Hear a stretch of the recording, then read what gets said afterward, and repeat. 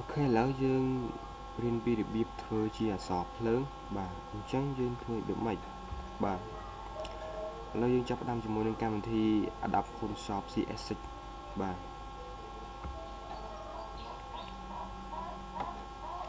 បើជាដំបូងយើងបើក background មួយមកអូខេយើងយក width 500 ជា pixel បាទហើយ resolution នេះបើសម្រាប់យើងដាក់ធ្វើជារូបភាពសម្រាប់ដាក់លើ web ធម្មតាទេយើងយក72ប៉ុន្តែបើយកជាលក្ខណៈនិយាយថាលក្ខណៈបោះពុម្ពធំណាលក្ខណៈវាមានទំហំធំយើងយក300 resolution យក300តំបន់ចុច OK មកបាទហើយដើម្បីដោះបន្ទាត់កន្លងនេះយើងចុច Control អក្សរ H បាទអញ្ចឹងយើងចាក់ពណ៌ខ្មៅចូលទៅក្នុង background បាទអូខេណាតមកយើងយក Touch Tool មកសរសេរបាទដូរវាជាពណ៌សយើងសរសេរអក្សរចូលទៅ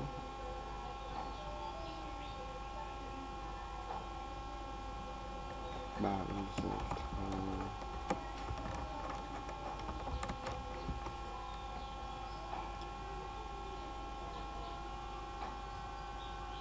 បាទយើងចុច Control អក្សរ T មកដើម្បីបរិយារូបធំបន្តិច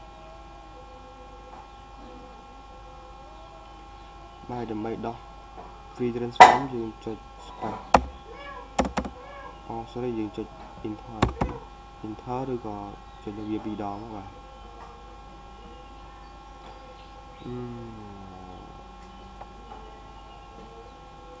តមកទៀតយើងចូល layer យកពាក្យថា rasterize tile បាទយើងចូលរបៀបនេះដើម្បីធ្វើឲ្យ text ខ្លាយទៅជារូបភាពបាទតែ layer វាជា layer text អញ្ចឹងយើងចូលក្នុង layer rasterize tile ដើម្បីធ្វើរូបភាពមកជាធ្វើ text ជារូបភាពបាទ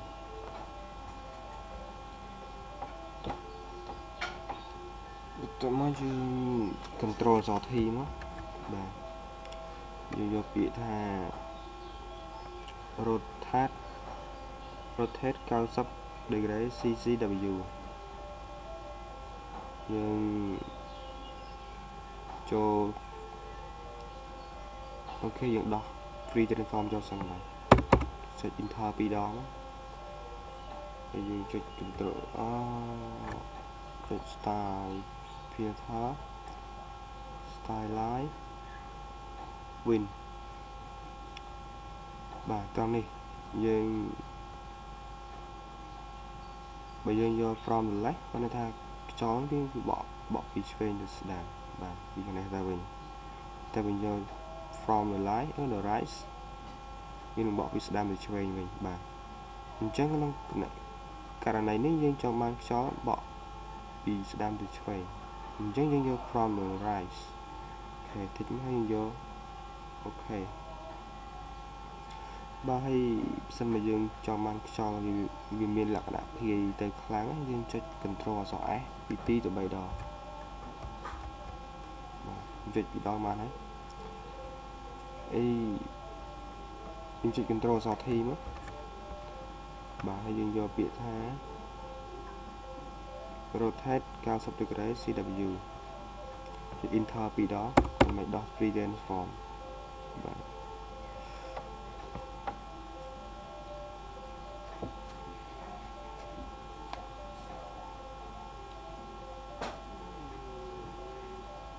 ឥឡូវយើង merge background ជាមួយនឹងtouch ចូលគ្នាយើងយកវាថា merge layer អូខេដើម្បីឲ្យធ្វើអក្សរខាងលើនេះនិយាយ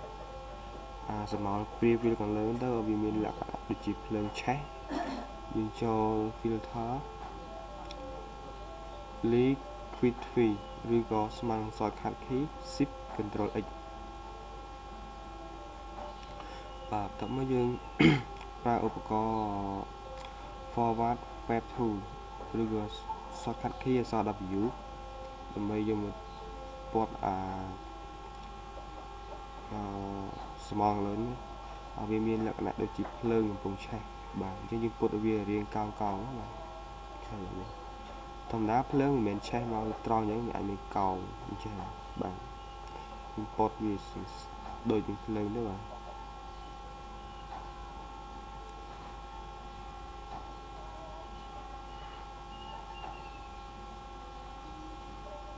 បាទ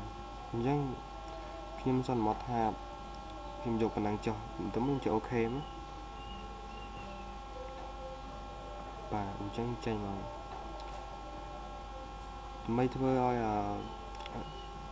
អណ្ដាតភ្លើងលើនោះវាមានលក្ខណៈជាដូចជាអណ្ដាតពណ៌ភ្លើង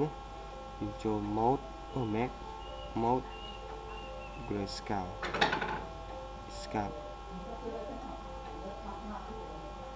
mode index color make mode យកពាក្យថា color table តើមកយើងត្រង់ table នេះយើងselect យកពាក្យថា black body អូខេតើមកយើងចូល image កណ្ដាលយកពាក្យថា mode ហើយយកពាក្យថា RGB color អញ្ចឹងនេះយើងអាចបន្ថែមបន្ថយពណ៌បានដោយចុច Ctrl B ឬ Ctrl U បាទបន្ថែមបន្ថយពណ៌ទៅលើ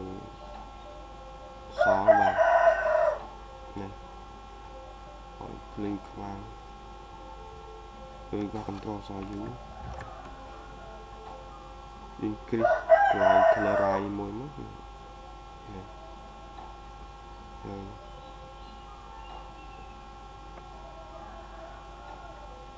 បាទយើងអញ្ចឹងមកយើងផ្សេងចាអញ្ចឹងការធ្វើអក្សរភ្លើងគឺមានប៉ុណ្ណឹងបាទ